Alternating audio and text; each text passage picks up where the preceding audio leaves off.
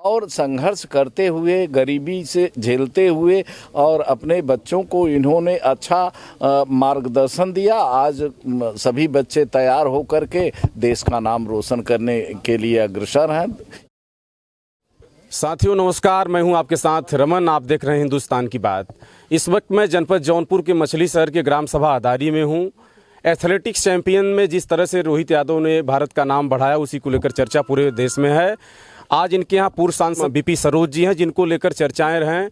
अपने समाज भी लोकप्रिय हैं और भारतीय जनता पार्टी के बहुत अच्छे नेता हैं। बहुत स्वागत सर, हमसे बातचीत करने। बहुत बहुत धन्यवाद। आपके चैनल को भी ढेर सारी शुभकामनाएं, बधाई। रोहित यादव के घर सर आप आए हैं। रोहित यादव वर्ल्ड में दूसरा और भारत में पहला स्थान है, इस बात को लेकर क्या कहेंगे? देखिए, अगर अपने देश का अगर कोई भी खिलाड़ी पहला स्थान पाता है पूरे विश्व में, तो यहाँ सेकंड स्थान जो है पूरे विश्व में पाता है और भारत का पहला खिलाड़ी बनता है, तो मेरे ख्याल से यहाँ के भारत के एक एक व्यक्ति को गर्व होता है। महसूस करते हैं लोग कि हमारे देश का खिलाड़ी है।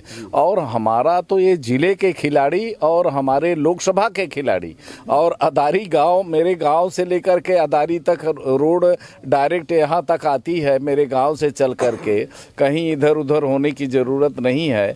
तो मैंने सोचा कि मैं घर पर चल कर के उनके माता पिता का जो है धन्यवाद दूं कि ऐसे होनहार बच्चे को उन्होंने पैदा किया। और ये इनके पिताजी खुद खिलाड़ी हैं।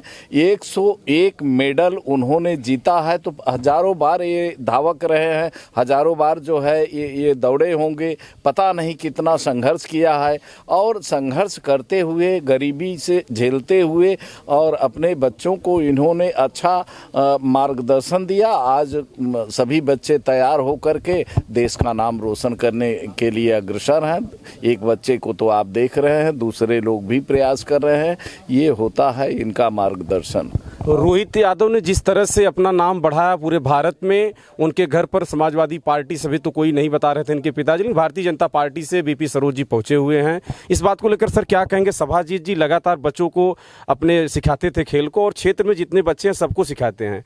इनका संघर्ष बहुत बच्चों के साथ रहा सर। और इतना ऊपर जाने का मतलब ये होता है कि बच्चों का ऊपर एडमिशन करवाना पड़ता है, बड़ा पैसा लगता है सर। इस बात को लेकर क्या? ऐसा है, देखिए, हमारी सरकार ने पहले भी यहाँ आपके बगल में भटेवरा गांव में एक मिनी स्टेडियम बना हुआ है। और बीच में उस स्टेडियम में मैं कई बार गया तो वो देखा कि इसको मरम्मत की आवश्यकता है। तो मैंने खेल मंत्री माननीय गिरीश यादव जी से आग्रह किया, लेटर भी उनको लिखा। तो मेरे लेटर के प्रयास से उन्होंने 50 लाख जो है इस स्टेडियम को सुधारने के लिए दिया।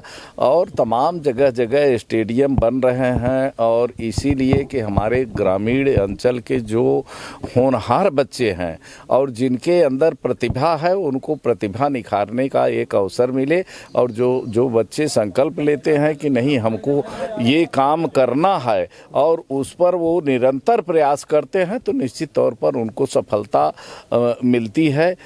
गरीबी उसको आड़े नहीं आती है। आप एग्जाम्पल रोहित यादव का भी ले सकते हैं कि पिताजी गरीबी को झेलते हुए, अब मैं सुन रहा हूं कि 14 साल की उम्र में बांस का वो भाला बना करके फेंकते थे। तब तो ये सारी व्यवस्था नहीं है। अभी दरवाजे पे देख रहा हूँ, उधर आप देख सकते हैं कि कई ऐसे जो है भाला वहाँ लगे हुए हैं जो है फेंकने के लिए, अभ्यास करने के लिए। इनके और लड़के जो हैं वो भी अभ्यास कर रहे हैं। प्रेरणा ऐसे लोगों को लेनी चाहिए और होनहार बच्चों को संकल्प लेना चाहिए कि मैं भी रोहित यादव जैसा, भले गांव में पैदा हुआ हूं, रोहित यादव जैसा मैं चाहे जो भी गेम है, मैं अपने देश का नाम रोशन करूं। रोहित यादव सर देश के लिए तो खेल रहे हैं ना, तो सबके लिए है ना। अब इनकी सोच होनी चाहिए ना। जो बोलने वाले हैं लोग कि ये भाजपा के कार्यकर्ता है, तो वो मैं भाजपा का कार्यकर्ता समझ करके नहीं आया। मैं तो देश का एक नेशनल खिलाड़ी जो देश का का नाम रोशन किए, इन्होंने भी देश का नाम रोशन किया है उनके पिताजी। मैं उसको देख करके एक क्या है, हम आप आ करके यहाँ कुछ ये नहीं, इनका मनोबल तो बढ़ता है। आज यहाँ सैकड़ों लोग आए हुए हैं, सब भाजपा के नहीं हैं, ये सब जानते हैं कि इन्होंने हमारे ज़िले का नाम रोशन किया, इनके पुत्र ने रोशन किया, रोहित यादव जी। तो हम चल करके कम से कम इनके मनोबल को बढ़ाने का काम करें, गिराने का काम न करें। देखिए सभाजीत जी के यहाँ आए हैं बीपी सरोज जी, सभाजीत से बातचीत करूँ, कितनी खुशी है सांसद जी आपके यहाँ आए? नहीं, बहुत खुशी है। आप पहले ही बता दिए थे आज हम 4 बजे तक आएंगे। पहले ही फोन हमें सूचना मिल गई थी कि खुश हैं आप? हाँ, बहुत खुश हैं हम।